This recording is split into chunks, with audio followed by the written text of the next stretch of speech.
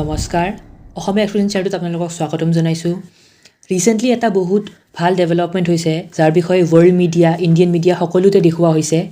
ইণ্ডিয়াই জাপানক পিছ পেলাই হৈছে third largest auto market country ইয়াৰ বিষয়ে বহুতো মিনিষ্টাৰে আমাৰ টুইট কৰিছে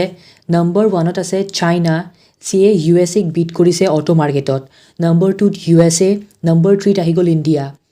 ইয়াত স্পেচিয়েল কথাটো কি হয় ই ইণ্ডিয়াক কেনেকৈ ইম্পেক্ট কৰিব চাওক পীয়ূষ গোয়েলৰ টুইট হয় having sold 42.5 lakh new vehicles in 2022 with the sales expected to surge even further possibility আছে ইণ্ডিয়াই এই বছৰ 50 lakh কাৰ বেছি দিব পাৰে অৰ্থাৎ Indian global automobile cells industry যি এটা বহুত ডাঙৰ ইণ্ডাষ্ট্ৰি 3.8 ট্ৰিলিয়ন ডলাৰ্ছৰ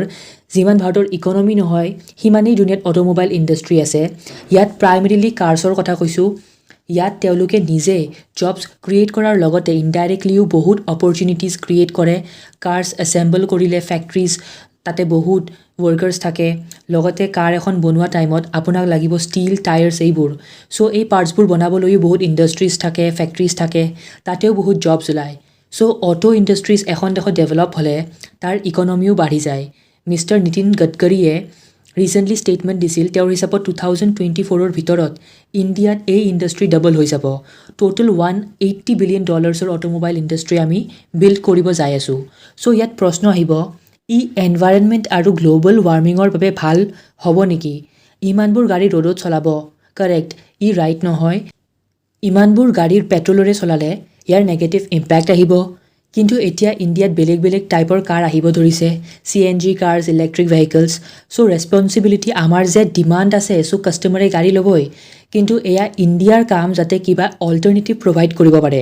যেনে পেট্ৰলৰ ঠাইত ইলেক্ট্ৰিক ভেহিকলছ ইউজ কৰক তাৰোপৰি ইণ্ডিয়াই দুটা লিথিয়াম মাইন বিচাৰি ওলাই আৰ্জেণ্টিনাত তিনিখন দেশ বলিভিয়া চিলি আৰ্জেণ্টিনা মিলি লিথিয়াম ট্ৰায়েংগল হয়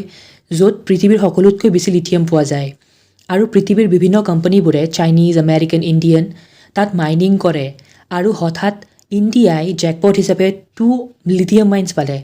নাও ইণ্ডিয়ান গভৰ্ণমেণ্টে আৰ্জেণ্টিনাৰ লগত কথা পাতি আছে যে কেনেকৈ লিথিয়াম বাহিৰত ওলাই ইণ্ডিয়াত এক্সপৰ্ট কৰা যাওক যাৰ দ্বাৰা লিথিয়াম আইন বেটাৰিজ যিবোৰ ইলেক্ট্ৰিক কাৰ মেনুফেকচাৰিঙত ইউজ কৰা হয় তাত খটাব পাৰে এইবোৰ পিছে এনভাইৰনমেণ্টেল ইম্পেক্টৰ কথা এতিয়া ইণ্ডিয়াৰ কি বেনিফিট হ'ব এই ক্ষেত্ৰত বৰ্তমান সময়ত আমি বহু দেশৰ লগত ফ্ৰী ট্ৰেড এগ্ৰিমেণ্টৰ ওপৰত ডিছকাছ কৰি আছোঁ ইউনিয়নছবোৰৰ লগত বহুত জলদি ইউৰোপিয়ান ইউনিয়নৰ লগতো চাইন হ'ব UKৰ লগতো ডিছকাছ হৈ আছে বহু দেশৰ লগত FTA চাইন হৈ গৈছে যাৰ লগত আকৌ ৰিনেগোচিয়েট কৰিব বিচাৰে যেনে জাপান সাউথ কোৰিয়া USAৰ লগতো কোনো ট্ৰেড এগ্ৰিমেণ্ট চাইন কৰাৰ সম্ভাৱনা আছে চ' ইণ্ডিয়াৰ ওচৰত এটা লেভাৰেজ থাকিব নেগোচিয়েট কৰিব বহিলে যে আমাৰ তাত ৱৰ্ল্ডৰ থাৰ্ড লাৰ্জেষ্ট কাৰ মাৰ্কেটৰ এক্সেছ আছে সেয়া আমি দিম ইফ আমাৰ কণ্ডিশ্যনবোৰ মানি লোৱা হওক তাৰোপৰি টাটা মহিন্দ্ৰা এইবোৰেও গ্ৰ' হোৱাৰ অপৰচুনিটি বাঢ়িব আৰু ইণ্ডিয়ান মাৰ্কেটতে গ্ৰ' হ'ব পাৰিব ইণ্ডিয়ান কোম্পানীবোৰে পইচা ইনকাম কৰি সেই পইচাক ৰিচাৰ্চ আৰু ডেভেলপমেণ্টত ইউজ কৰিব পাৰিব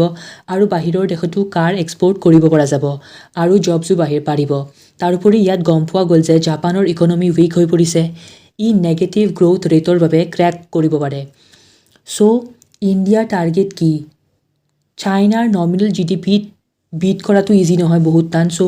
আমাৰ গ'ল থাৰ্ড পজিশ্যন হ'ব লাগে জাপান আৰু জাৰ্মানীক পিছ পেলোৱা জাৰ্মানীক 2025-2026ত হাৰোৱাৰ পচিবিলিটি আছে জাপানৰ ক্ষেত্ৰত অলপ প্ৰব্লেম হ'ব পাৰে কিন্তু ইয়াৰ ইকনমি শ্ৰিংক কৰি আছে ক'ভিডৰ বাবে পপুলেশ্যন ক্ৰাইচিছ মানুহে বিয়াও নকৰে চ' জনসংখ্যাও বাঢ়ি থকা নাই ফাৰ্টিলিটি ৰেট ক্ৰেছ কৰি আছে চ' জাপান বৰ্তমান নিজৰ ডাঙৰ চিটি কিছুমান টকিঅ' কিয়টো এইবোৰৰ বাবে চলি আছে জাপানে ৰিচেণ্টলি এনাউন্স কৰিছে তেওঁলোকে তাৰে চিটিজেনক টকিঅ' যদি এৰি যায় দেন 1 মিলিয়ন য়েন দিব পাৰ চাইল্ড অৰ্থাৎ 6-7 লাখ টকা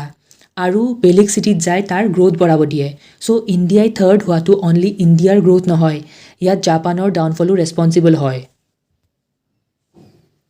চ' আজিৰ কাৰণে এইখিনি ভিডিঅ'টো যদি ভাল লাগে লাইক শ্বেয়াৰ এণ্ড ছাবস্ক্ৰাইব কৰিব এণ্ড বেল আইকন প্ৰেছ কৰি ন'টিফিকেশ্যন অল কৰি দিব